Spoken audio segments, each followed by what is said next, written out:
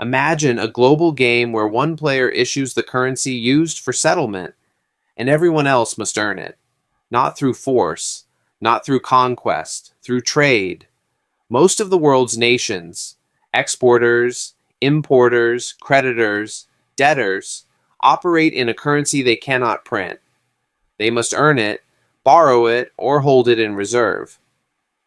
And the country that issues it, it plays by a different set of rules. This is not politics. This is not a conspiracy. This is structure. And once you see the structure clearly, a lot of things that seem complicated become very simple. The dollar did not become the world's reserve currency by accident. It became dominant through a specific sequence of institutional decisions and economic forces that compounded over decades. After World War II, the major economies gathered at Bretton Woods, New Hampshire, and built a new monetary architecture. The dollar was pegged to gold. Every other currency was pegged to the dollar. The United States held the largest gold reserves in the world, so it became the anchor of the system. That formal link to gold eventually ended in 1971, but the dollar's dominance did not. Why? Because of oil. When major oil exporters agreed to price crude in dollars, they embedded the currency into the most essential commodity in the global economy. Every country that needed energy needed dollars, and most countries needed energy. Then network effects took over.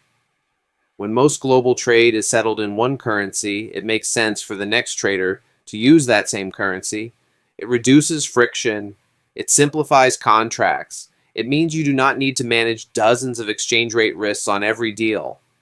The more a currency is used, the harder it is to replace. This is not a law of physics, but it functions like one. To understand what reserve currency status actually means in practice, you have to look at three layers. First, central banks around the world hold foreign exchange reserves, assets they can use to stabilize their currencies, service debt, or intervene in markets. The majority of those reserves are held in US dollars, not because anyone requires it, because dollar-denominated assets are liquid, stable, and universally accepted. Second, a significant portion of international debt is issued in dollars. When an emerging market government or corporation wants to borrow on international markets, they often do it in dollars. This means their liability is in a currency they do not control. Their ability to repay depends on earning or borrowing enough dollars. Third, most commodity contracts, oil, metals, agricultural goods, are priced in dollars. This means that even a trade between two countries that have nothing to do with the United States still flows through dollar pricing. When global contracts are priced in your currency, global risk flows through your system. That is the moment the architecture becomes visible. It is not that the US controls every trade. It is that the unit of account for most global trade happens to be the dollar. And that creates a gravitational pull that is very difficult to escape. But here is where most people stop their analysis too early. The real lever is not the paper. It is not even the reserve status. The real lever is the infrastructure. To move money internationally, real money, institutional money, you need to pass through a system called SWIFT. SWIFT is a messaging network that financial institutions use to communicate payment instructions across borders. It is not the money itself. It is the instructions that move the money. And beneath SWIFT, there is dollar clearing. When a dollar-denominated transaction happens between two banks in different countries, it typically has to clear through a correspondent bank with access to the U.S. financial system, specifically through banks in New York. This is not metaphorical. The actual settlement of dollar transactions runs through U.S.-based institutions, which operate under U.S. law and U.S. regulatory oversight. This is correspondent banking, and it is the plumbing of the global financial system. What this means in practice is that access to the dollar system, the ability to clear dollars, to maintain correspondent relationships, to connect to SWIFT, is a form of permission. Permission granted, maintained, or revoked within a legal and regulatory framework anchored in the United States. Modern wealth is not cash in a vault. It is permission inside a system. Power is not in the paper. It is in the payment rails. Now you can understand how structural leverage actually operates, without needing to reach for dramatic language. When the US government imposes financial sanctions on a country, institution, or individual, what it is doing at the operational level is revoking or restricting that permission. Access to dollar clearing is cut. SWIFT connectivity may be suspended. Correspondent banking relationships collapse. The target does not lose money in a dramatic sense. What it loses is the ability to move money efficiently through the global system. And since the global system runs on dollars, losing dollar access is not a minor inconvenience. It is a structural isolation. This also applies to reserves. A central bank holding hundreds of billions in US treasuries or dollar assets is holding assets that exist inside the US financial and legal system. In an extreme scenario, those assets can be frozen. Not destroyed, but made inaccessible. This is structural leverage embedded in infrastructure. Not aggression, not punishment in the traditional sense, architecture. The system was not necessarily designed with this power in mind, but the power exists regardless of intent. And it is real. There is another dimension of dollar dominance that is less discussed, but equally important.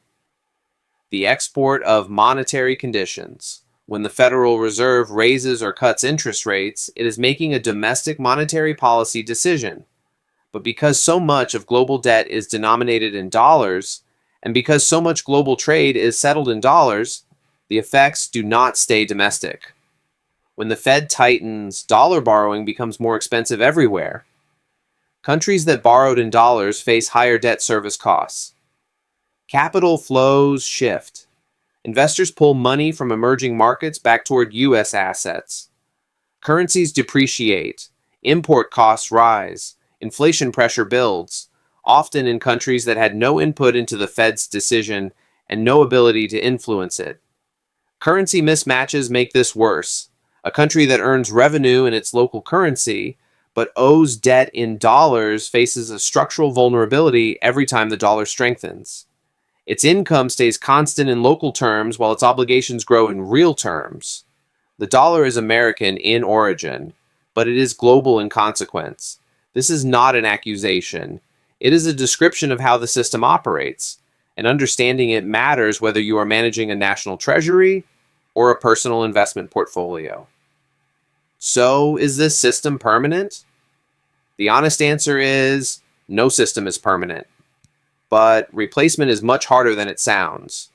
There is increasing discussion of alternatives.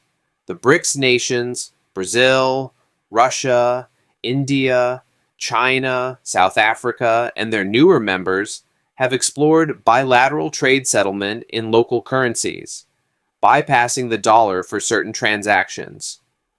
China has pushed the internationalization of the renminbi. Currency swap agreements between central banks are expanding. There is growing rhetoric around de-dollarization. These are real developments. They should not be dismissed.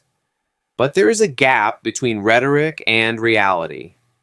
The dollar still accounts for the majority of global foreign exchange reserves. Most commodity markets are still priced in dollars. Most international contracts are still written in dollars. The network inertia is enormous. Replacing a reserve currency is not a protest. It is an ecosystem shift.